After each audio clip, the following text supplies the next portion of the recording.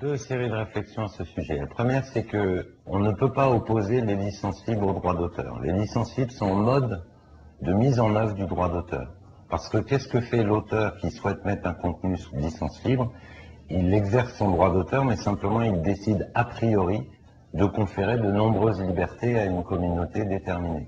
Donc l'opposition que l'on fait souvent entre licence libre et droit d'auteur n'est pas justifiée. Deuxième série de réflexions, les licences libres posent des problèmes au droit d'auteur dit classique. Deux séries de problèmes.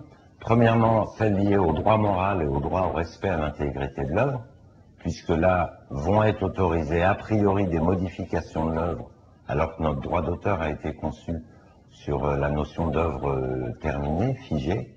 C'est le premier point. Le deuxième point, c'est celui lié à l'économie des licences libres. En autorisant gratuitement toutes les utilisations des œuvres, il est clair que le monde du libre pose un vrai problème par rapport au monde professionnel qui vivait sur les droits d'auteur en venant substituer des œuvres que tout le monde peut utiliser librement, y compris parfois à des fins commerciales, ceci sans rémunération, là où il existait des secteurs culturels entiers qui vivaient justement des droits d'auteur ou de la commande de ces œuvres. C'est le deuxième problème posé par ces licences libres.